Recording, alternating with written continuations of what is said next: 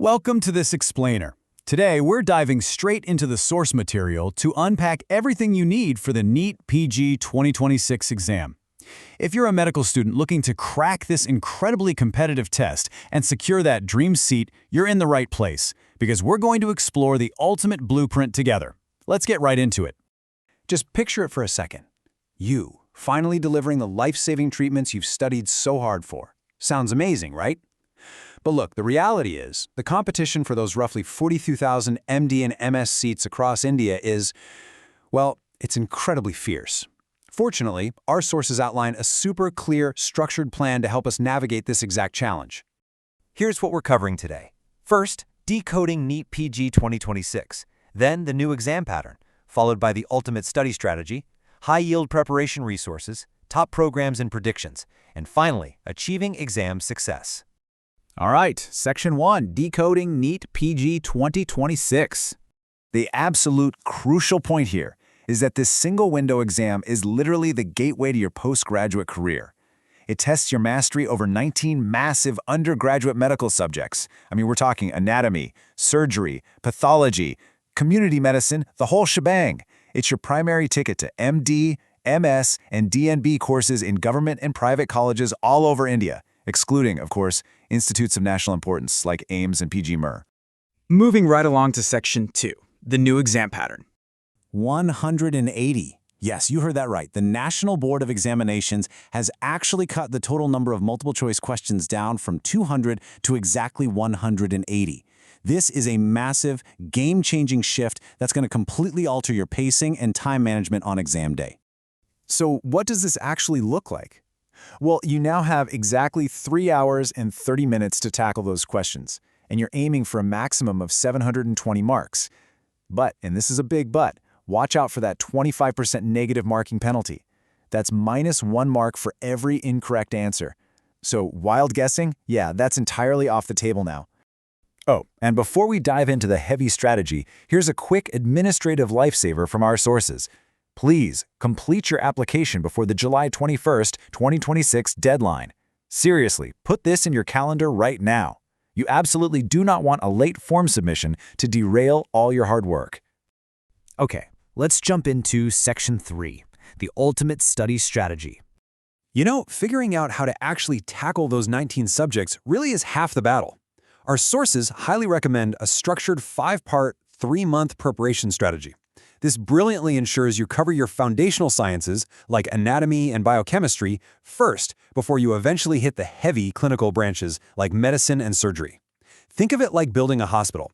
You've got to lay a rock-solid foundation before you start putting up the walls.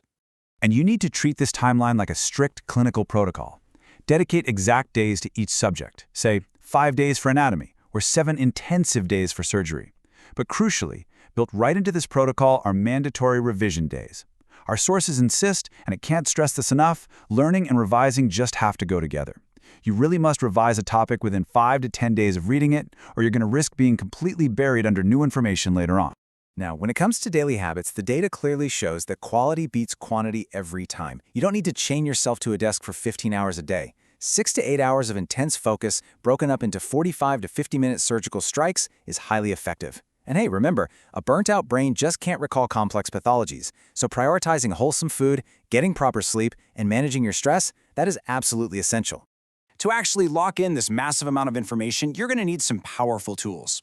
Take the Socrates mnemonic for pain assessment, for example. Site, onset, character, radiation, associated symptoms, timing, exacerbating factors, and severity. Using techniques and flashcards like this will massively boost your memory retention under pressure, and it'll help you rapidly work through those tricky clinical case-based questions. Right on to Section 4, high-yield preparation resources. Real preparation requires you to meticulously balance 2 very distinct phases. Your learning phase is going to rely on building conceptual understanding from top-tier foundational books. Think Sparsh Gupta's Review of Pathology or Rajesh Kashel's Anatomy. But you have to pair this with a high-pressure testing phase. We're talking daily, timed mock exams to match that new 180-question format. Grinding out previous year questions or PYQs with a timer running is completely non-negotiable. It's the only way to train your brain for the actual real-world environment of the exam hall.